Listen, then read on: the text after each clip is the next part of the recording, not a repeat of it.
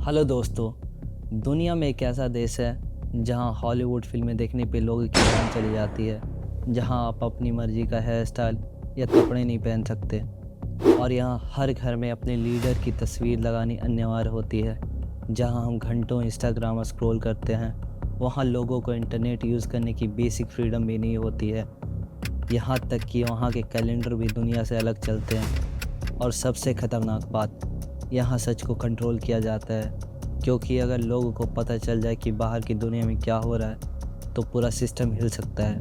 North Korea, ऐसा देश जहाँ आज भी डिक्टेटरशिप चलती है, लेकिन सवाल यह है एक पूरा देश इतने कंट्रोल में आया कैसे।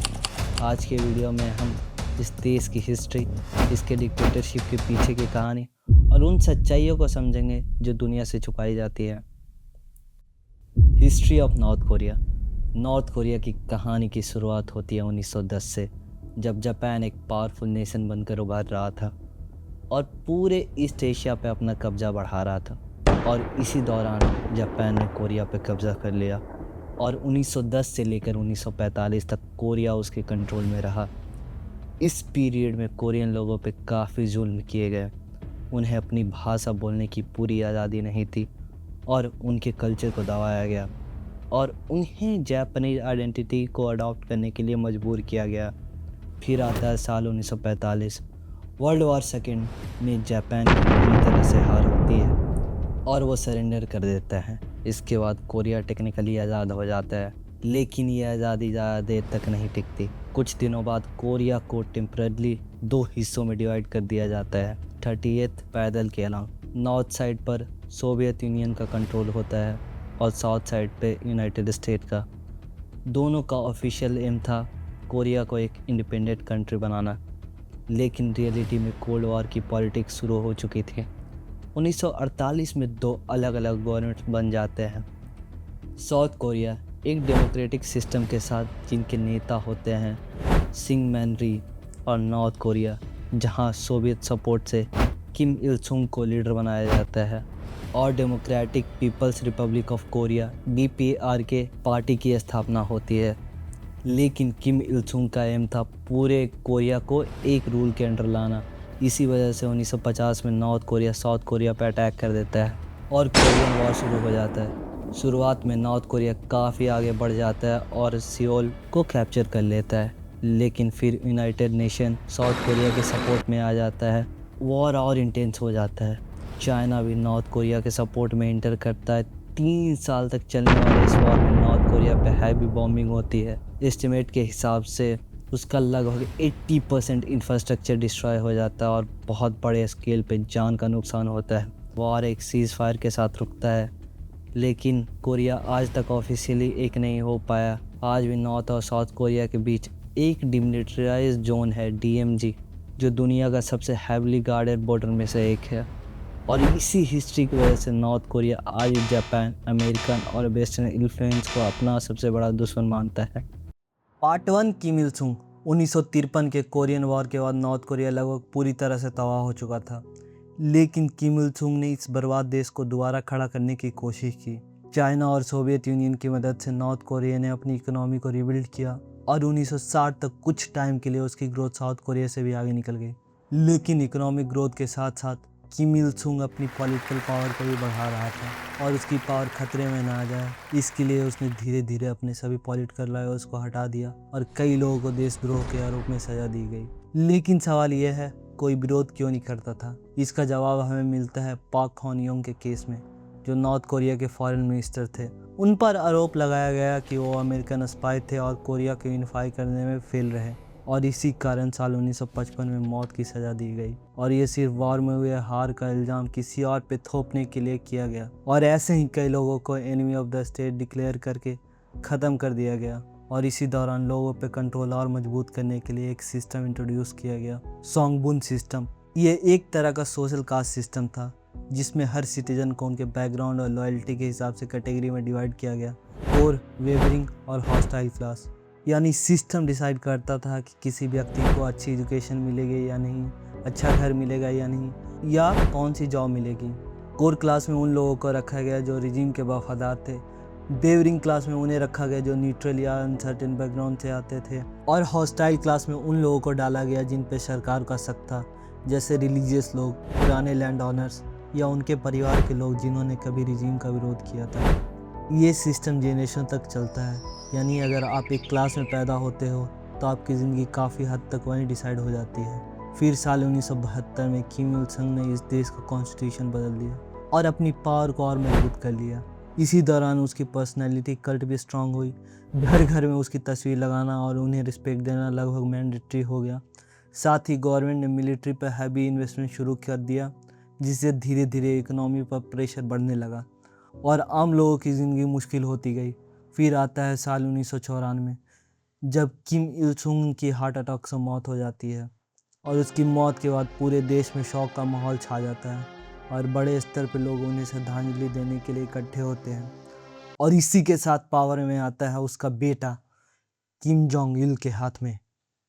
Part 2, Kim Jong Il. Kim Jong Il power में आने से पहले ही सिस्टम के अंदर काफ़ी स्ट्रांग पोजीशन बना चुका था। 1970 के दशक से ही उसने प्रोपेगेंडा और इंटरनल कंट्रोल सिस्टम पे काम करना शुरू कर दिया था। मीडिया, इंफॉर्मेशन और सर्विलेंस जैसे एरिया पे काफ़ी इन्फ्लुएंस था।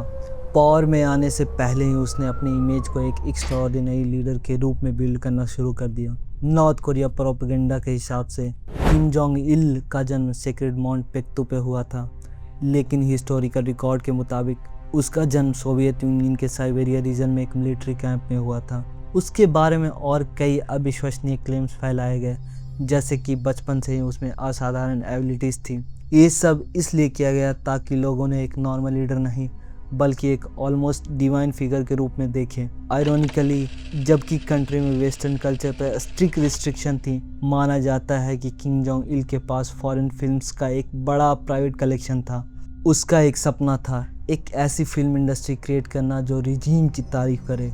इसी वजह से 1978 में उन्होंने फेमस साउथ कोरियन एक्ट्रेस चो इन ही और उसके हस्बैंड डायरेक्टर सिंग सैंग ओके को किडनैप कर लिया। इस कपल को नॉर्थ कोरिया ले जाकर प्रोपेगेंडा फिल्म्स बनाने के लिए फोर्स किया गया। वो लगभग 8 साल तक वहाँ रहे और फिर एक मौका मिलने पे वहाँ से भाग गए। फिर आता है वक्त जब Kim Jong Il officially power में आता है। ये वो पीरियड था जब सोवियत यूनियन टूट चुका था और इसका नॉर्थ कोरिया की इकोनॉमी पर बुरी तरह से असर पड़ता है। इसी दौरान किम जोंग इल ने मिलिट्री फर्स्ट पॉलिसी पर जोर दिया, जिसने देश के रिसोर्सेस का एक बड़ा हिस्सा मिलिट्री और न्यूक्लियर प्रोग्राम पे खर्चा किया गया। लेकिन इसी पीरियड में 1990 के दौरान नॉर्थ कोरिया को एक भयानक अकाल का सामना करना पड़ता है, जिसे ओरोदस मार्च के नाम से भी जाना जाता है। इसी फेमिनाइन में लाखों लोगों की जान चली जाती है। लेकिन इसी इकोनॉमिक क्राइसिस के बाद एक और इंटरेस्टिंग चीज़ डेवलप हुई, इलीगल ब्लैक मार्केट, जिसे जंग मुदांग कहा जाता है। ये मार्केट धीरे धीरे लोगों के सर्वाइवल के लिए एक इम्पॉर्टेंट हिस्सा बन गए,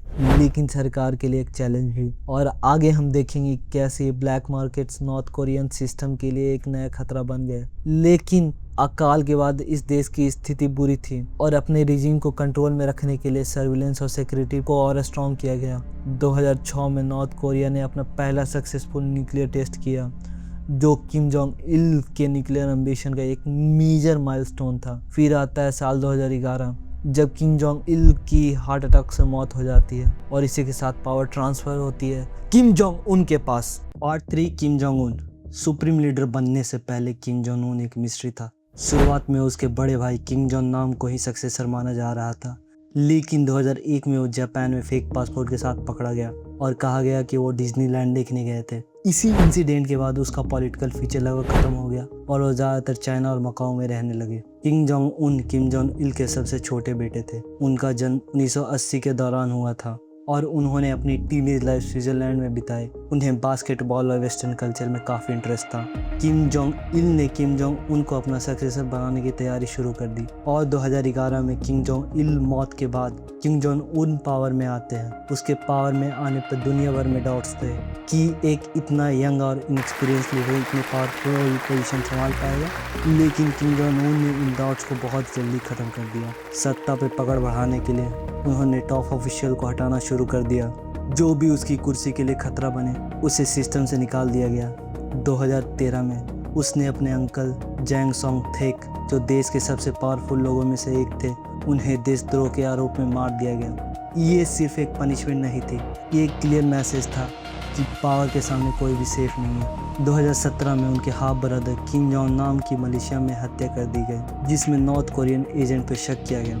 इस इंसिडेंट ने दुनिया को दिखाया कि किम अपनी पावर को लेकर कितना सीरियस है। लेकिन किम जोंग उन सिर्फ रूथलेस ही नहीं है, उसके डिसीजन काफ़ी कैलकुलेटेड होते हैं। पब्लिक अपीयरेंस में वो मुस्कुराते हुए दिखाई देता है, लोगों के बीच जाता है और स्टेट मीडिया उन्हें एक केयरिंग लीडर या फादर फिगर के रूप में प्रेजेंट करती है। लेकिन सवाल ये है, वो पूरा देश को कंट्रोल कैसे कर पाता है? सिर्फ डर से नहीं, बल्कि एक सिस्टम है जहां लोग एक दूसरे पर नज़र रखते हैं, जहां इंफॉर्मेशन को इतना कंट्रोल किया जाता है कि बाहर की दुनिया का सच लोगों तक पहुंचता ही नहीं है। और अगर हम किम जोंग उन के रूल की बात करें तो उनके लीडरशिप में नॉर्थ कोरिया अपने न्यूक्लियर वेपन और लॉन्ग रेंज मिसाइल प्रोग्राम को काफ़ी एडवांस किया। लेकिन आखिर में एक बड़ा सवाल रह जाता है, क्या किम जोंग उन अपने देश को बाहरी ताकतों से बचाने की कोशिश कर रहा है या फिर सिर्फ अपनी पावर को बचाने की? Final part. और याद है वीडियो में हमने जंग मैदान यानी ब्लैक मार्केट की बात की थी। आज ये black markets north Korea system के लिए एक बड़ी चैलेंज बन चुकी है। इन मार्केट में सिर्फ बेसिक चीज़ें जैसे फूड, मेडिसिन, कपड़े ही नहीं मिलते, बल्कि स्मगल गुड्स और बाहर की दुनिया की झलक भी मिलती है। गवर्नमेंट ने इन्हें बंद करने की कई बार कोशिश की, लेकिन लोगों ने विरोध किया, खासकर महिलाओं ने, जो इन मार्केट का एक बड़ा हिस्सा चलाती है। कई जगहों पर अथॉरिटीज़ को पीछे हटना पड़ा, लेकिन असली बदलाव यहीं से शुरू होता है। इन्हीं ब्लैक मार्केट के थ्रू पेन ड्राइव और डीवीडीज़ के जरिए के-पॉप, साउथ कोरियन ड्रामा और बाहर की दुनिया की खबरें धीरे धीरे लोगों तक पहुंच रही है। और जब इंफॉर्मेशन कंट्रोल से बाहर निकल जाती है तो सिस्टम के लिए सबसे बड़ा खतरा वही बन जाता है। लेकिन इसका मतलब ये नहीं कि बदलाव तुरंत आने वाला है। नॉर्थ कोरिया अभी भी एक हाईली कंट्रोल स्टेट है, जहाँ सर्विलेंस, प्रोपेगेंडा और पनिशमेंट का सिस्टम बहुत स्ट्रांग है।